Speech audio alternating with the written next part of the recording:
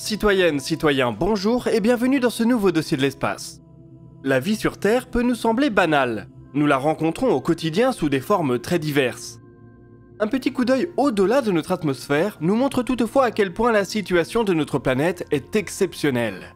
Dans le reste du système solaire, pour autant qu'on sache, la vie n'a pas pu émerger, même sous forme ultra simple.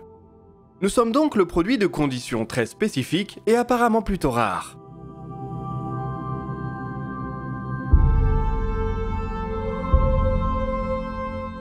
Impossible de savoir s'il en va de même dans le reste de la galaxie et de l'univers. Existe-t-il des milliers de milliards de planètes portant la vie, ou seulement quelques-unes? Est-il même possible d'envisager que nous soyons seuls?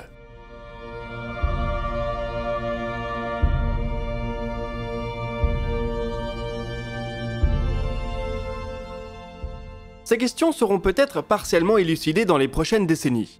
Mais il n'y a pas que la Terre qui bénéficie de conditions parfaitement adéquates à la vie. D'une certaine manière, l'univers dans son ensemble est étrangement bien réglé pour permettre notre existence. À partir du XXe siècle, certains physiciens ont commencé à remarquer la manière dont les lois de l'univers sont parfaites pour favoriser l'émergence du complexe et de la vie. On pourrait même dire que si certaines d'entre elles étaient très légèrement différentes, la vie, voire l'univers dans son ensemble, n'aurait pas pu émerger.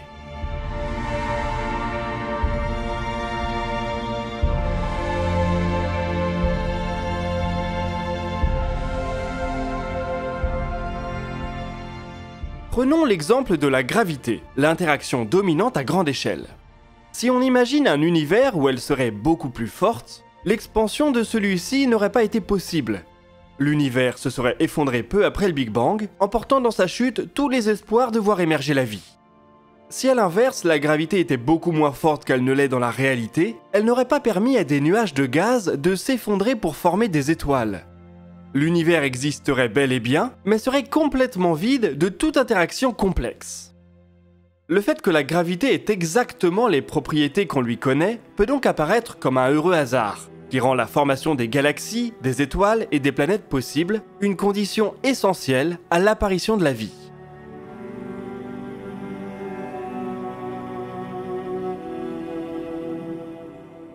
Les mêmes constats peuvent par ailleurs être portés sur les autres interactions fondamentales. Si l'interaction nucléaire forte était un peu moins intense, les protons et les neutrons ne pourraient pas se lier pour former des noyaux atomiques lourds. L'hydrogène serait ainsi le seul élément de l'univers.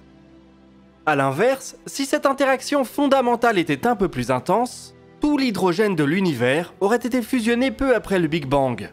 Dans les deux cas, les chances de voir apparaître la vie ou même une chimie complexe seraient fortement compromises.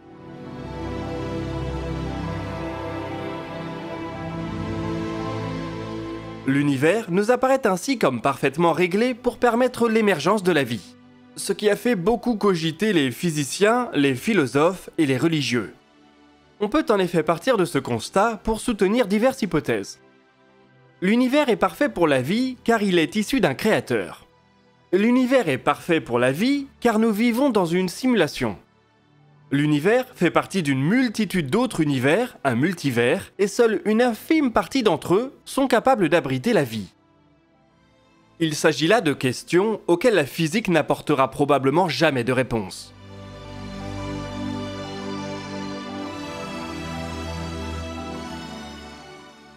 Au sein de l'univers, on peut toutefois continuer de s'émerveiller de la position si privilégiée de la Terre. Le Soleil est par exemple une étoile incroyablement stable. S'il avait été plus massif, son existence aurait été plus courte. Probablement trop courte pour permettre à la vie d'émerger. Si l'étoile était à l'inverse une naine rouge, il serait soumis à des éruptions violentes qui inonderaient notre planète de rayons X. Le Soleil a donc des propriétés optimales pour permettre l'émergence d'une vie complexe. De même, dans notre système, nous ne serions peut-être pas là sans la présence de Jupiter et Saturne. Les planètes géantes ont nettoyé une bonne partie des astéroïdes et comètes du système primordial. Sans elles, la Terre serait probablement encore fréquemment bombardée par des météorites de grande taille, ce qui là encore compromettrait les chances de voir émerger une vie complexe.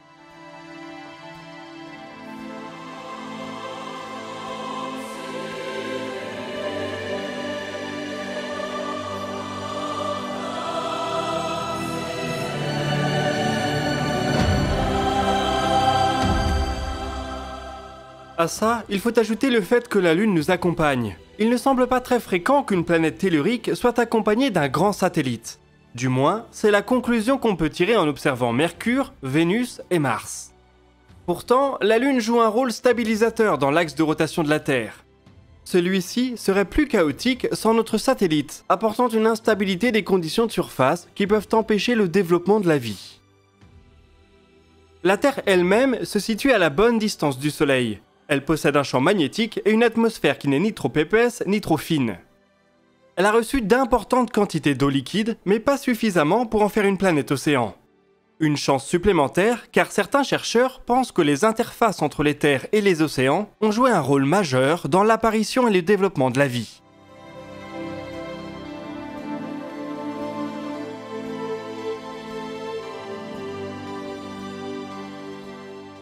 Notre planète possède une tectonique et un volcanisme actif, mais pas suffisamment pour menacer la vie à l'échelle de la planète.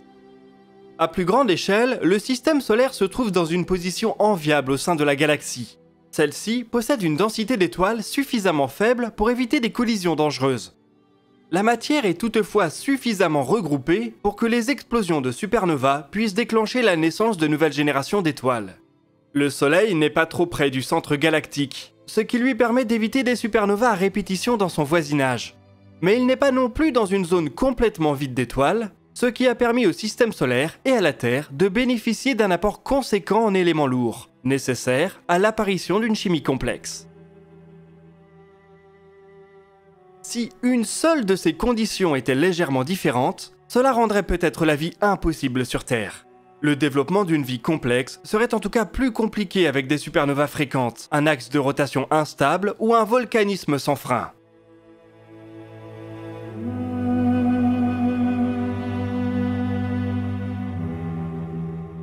Même avec des conditions parfaites, l'apparition de la vie sur Terre tient peut-être aussi à un énorme coup de chance. Un être unicellulaire, même très primitif, est un assemblage complexe de molécules organiques. La manière dont ces molécules, notamment les protéines, sont apparues reste un mystère. Une combinaison spontanée dans un milieu propice paraît invraisemblable. Si c'est ce qui s'est déroulé, il s'agit d'un coup de chance phénoménal. Le passage des prokaryotes aux eucaryotes, puis à une vie multicellulaire, puis à une vie intelligente, semble reposer sur autant d'heureux hasards complètement improbables. Il est ainsi tout à fait possible d'imaginer que la vie dans l'univers soit relativement fréquente, que la vie multicellulaire soit beaucoup plus rare, et que la vie intelligente soit un phénomène exceptionnel. Si on additionne toutes les conditions qu'on vient d'évoquer, il faut bien avouer que l'humanité semble être dans une situation qui tient du miracle.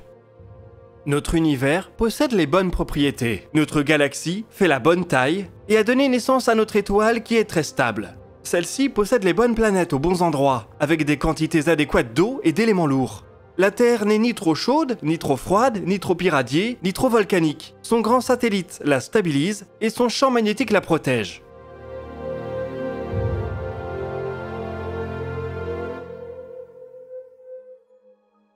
Nous sommes nous-mêmes issus d'un arbre évolutionnaire qui a su prendre des embranchements improbables au bon moment. Si bien qu'aujourd'hui, nous sommes capables de produire et de regarder des vidéos pour nous interroger sur ces conditions.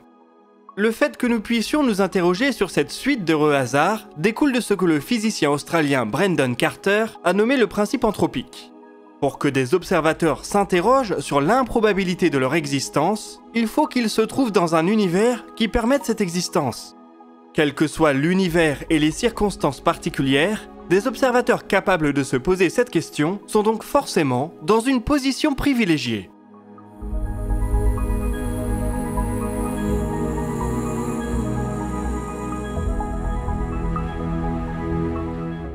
L'humanité serait ainsi un témoin improbable au milieu d'autres formes de vie incapables de se poser ces questions, dans un univers rempli de planètes hostiles, d'étoiles instables et de galaxies trop petites ou diffuses.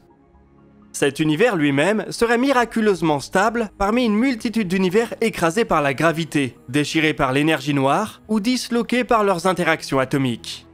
Si on accepte ce postulat, un nombre intéressant de questions peuvent se poser. La première est de savoir si nous sommes seuls conscients de ces interrogations, à l'échelle de la galaxie, de l'univers et d'un hypothétique multivers.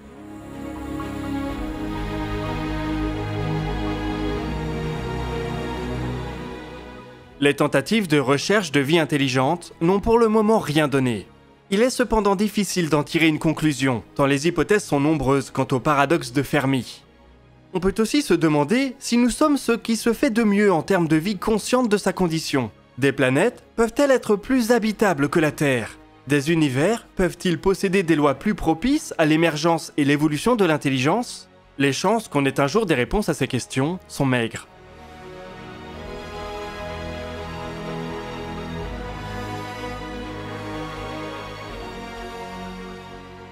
Si on part du principe que la vie intelligente est d'une rareté incroyable, même à l'échelle de l'univers ou d'un multivers, alors l'humanité fait face à une responsabilité énorme.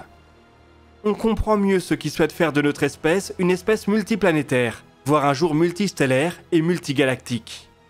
Le meilleur moyen de préserver notre situation exceptionnelle reste encore de protéger les conditions de son émergence. De ce côté-ci, il y a encore du travail à faire.